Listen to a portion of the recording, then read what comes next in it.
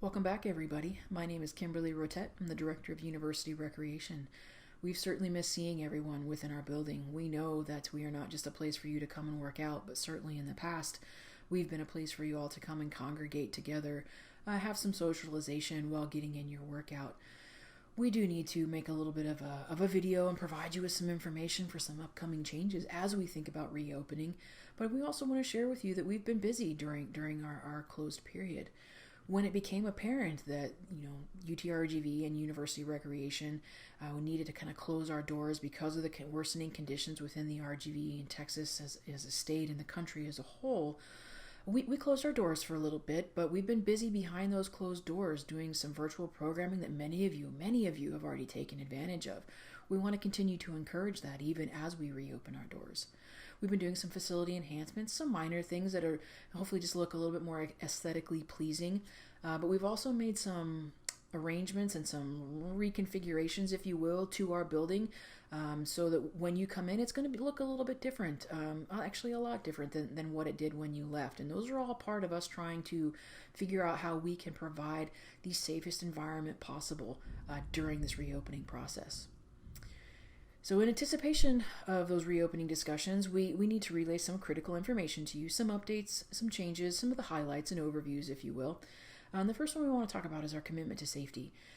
Before we delve into the hours of operation, the amenities that will be open, and all the new guidelines that we're going to have, I just want to talk about our overall approach to how we looked at this reopening process. And it is with a conservative lens. We cannot control who comes into our building per se, and where they've been or who they might have been exposed to. We can't control some of those factors. What we can control is our outward approach to how are we maintaining the overall safety and cleanliness and disinfection of our facility. We know that with the health and well-being is certainly an essential part to one's daily life, and we're certainly very excited to be able to have that opportunity to be a part of that again for you. But it is going to be with some change within each of those functional areas. Again, not just in the commitment to safety, but we also think it's really important for us to understand that there is an acknowledgement of a shared responsibility, not just with the University Recreation staff and our commitment to safety and cleanliness and disinfection, but we're asking not just for your understanding, but for your assistance, your intentional assistance, and understanding that you're going to be able to provide us. We're certainly going to do our part to manage the functional areas that we open. They will have capacities that we cannot breach. We're certainly going to be doing our part to have more staff circulating so that we can do some additional cleaning. But we're also asking that as patrons, once you get ready to get on a machine, you wipe it down, you use it, and then you're going to wipe it down when you're done.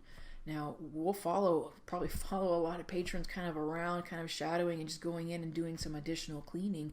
But we're also going to be doing some block scheduling with the hours of operation to allow for some disinfect time. Kind of all of this keeping in mind, reopening is going to look very, very different than what it did when we left. And we know that change is going to be difficult for some, but we just want to encourage you, ask questions, when you need some clarification, but also respect the UREC patron who's providing that response to you, because it's probably going to be a very different response than maybe what you're used to before. But ultimately, if our reopening efforts are to be effective, there is a sense of shared responsibility that we all must accept and embrace. But those hours of operation. So we are a little bit slower during the summer. So we utilize an awful lot of data from previous summers to kind of hone in on where we are, most busy with patrons, and we're trying to match those hours of operation with that information. So we're looking at between 10 a.m. to 5 p.m. Monday through Thursday initially. That's Monday through Thursday, 10 to 5 now. But having said that, with 10 to 5, again, I mentioned briefly just a second ago, this block scheduling. We'll be open for 60 minutes. And because there is a difference, and we recognize that there is a difference between cleaning and disinfect, at the end of that 60-minute block, we are going to close for 30 minutes and essentially have people leave the building. So that we can put our Rejuvenol on in what's called a wet cure time for disinfection.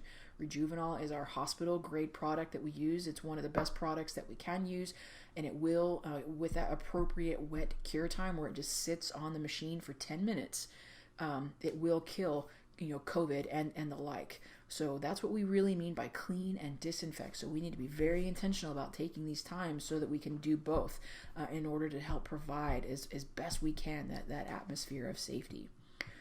Again, those hours are more conservative than what you're used to, but we've also kind of blocked in that, additional days and additional hours, things that we can grow towards and just kind of continuously move towards, pending that conditions get better within the Rio Grande Valley and Texas as a whole. We'll work very closely with UTRGV. We'll work very closely with our local health authorities, as well as paying attention to the state mandates that come down to us, for us, from the governor's office. There are a lot of parameters in place for us to juggle.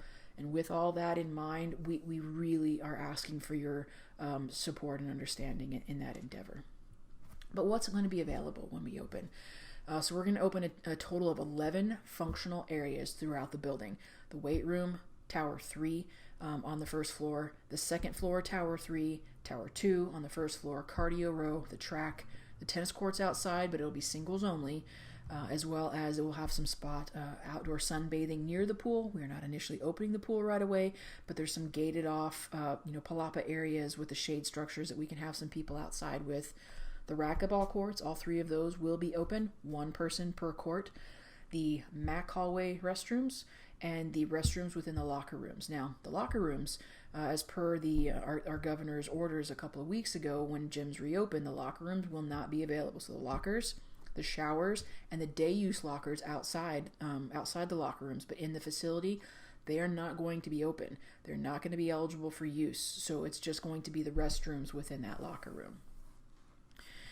Thinking about the overall capacities, we have to operate each of those areas that I mentioned at a 25% capacity, 25% of what we are normally allotted in there, as per the governor's orders when we are thinking about opening up gyms and amenities within the gyms.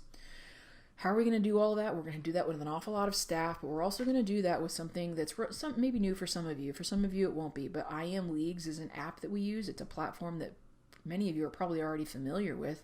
But it will be able to input all of those amenity areas into that app, and you will be able, up to 24 hours in advance, reserve various amenities for a 30-minute location or 30-minute time frame.